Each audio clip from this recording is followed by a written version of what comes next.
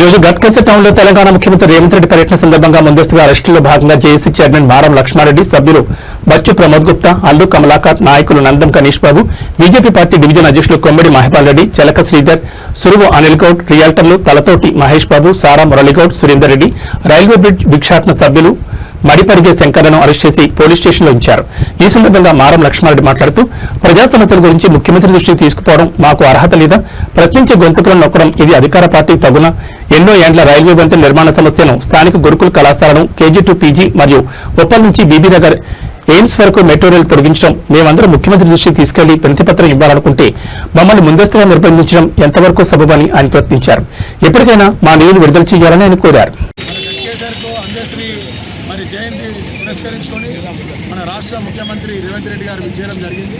అందులో భాగంగా నిన్న కాంగ్రెస్ పార్టీ అధ్యక్షుడు వజ్రేష్ యాదవ్ గారు ఒక ప్రెస్ మీట్ పెట్టి ఆల్ పార్టీస్ని కూడా ప్రతి ఒక్క పార్టీకి వెళ్ళి ఒక ప్రతినిధిని, అలాగే జేఏసీకి ఒకరిని, మళ్ళా గణేష్ బాబు గారిని అందరినీ కూడా మీ 5-6 మంది మీరు రండి, మేమందరూ మేము ఉండి దగ్గరుండి మీ గట్కేసర్ సంబంధించిన ఈ ఫ్లైఓవర్ సమస్య కానీ, 100 బెడెడ్ సమస్య కానీ, గురుకుల సమస్య కానీ, రోడ్డు సమస్య కానీ అన్నీ కూడా సీఎం గారి దృష్టికి తీసుకెళ్తాము, మెమరాండం ఇద్దామని చెప్పడం జరిగింది. కానీ ఉదయమే పొద్దున మార్నింగ్ ఇక్కడ ఉన్న జేఏసీ కానీ, ఇక్కడ బీజేపీ నాయకులను కానీ, ఇక్కడ మన గణేష్ బాబు గారి టీమును కానీ, మన రియల్ ఎస్టేట్ బిజినెస్ చేసే వాళ్ళ ఆ కమిటీ మెంబర్లను అందరినీ కూడా అక్రమంగా అరెస్ట్ చేసి పోలీస్ స్టేషన్లో పెట్టడం చాలా శోచనీయము.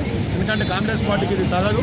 మీరే చెప్పారు తీసుకుపోయి సీఎం గారి దృష్టికి తీసుకెళ్దామని, మరి మీరే అందరూ అరెస్ట్ చేయించడం చాలా తప్పు.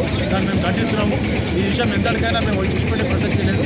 మా బీఆర్ఎస్ పార్టీ తరఫున మేమందరికీ ఇక్కడ అరెస్ట్లో పాల్గొన్న అందరికీ కూడా మేము ధన్యవాదాలు తెలియజేస్తూ, రేపటి నుంచి కార్యక్రమాల మీద పెద్ద ఎత్తున అందరం కలిసి ఉద్యమం చేస్తామని తెలియజేసుకుంటూ అందరికీ నమస్కారాలు తెలియజేస్తాం.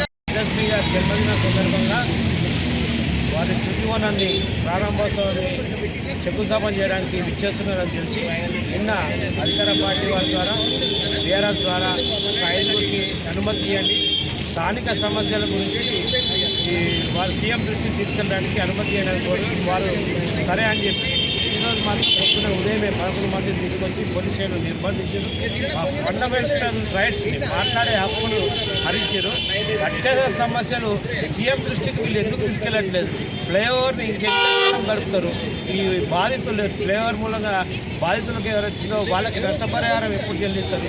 ఈ 100 ఫీట్ల రోడ్డు ఎప్పుడు చేస్తారో వీటిని అన్నింటినీ సీఎం దృష్టికి తీసుకెళ్ళడానికి అని చెప్పి ఒక కార్యాచరణ 5 కమిటీకి మాత్రమే అనుమతి ఇస్తామని చెప్పి నమ్మకంతో చేసి నిర్బంధిస్తే ఇది ఆగుతుంది అనుకుంటారు. ఇది ఆగదు.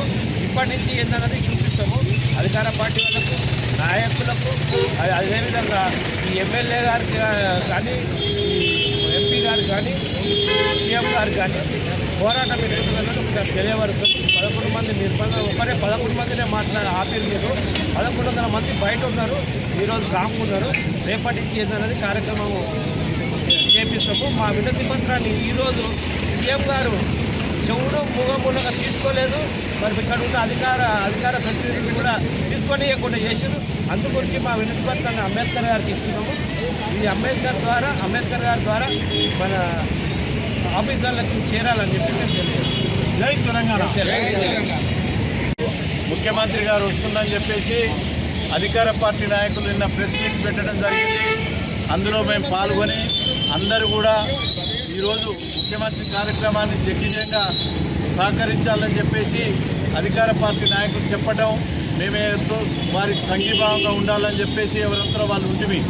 కానీ ఈ ప్రజాపాలనలో పోలీసు వారిని నిర్బంధంగా మమ్మల్ని అరెస్ట్ చేసి 11 మందిని మొత్తం పూర్తి దినం మొత్తం కూడా మీటింగ్ అయ్యేంత వరకు కూడా మమ్మల్ని పెట్టడం జరిగింది.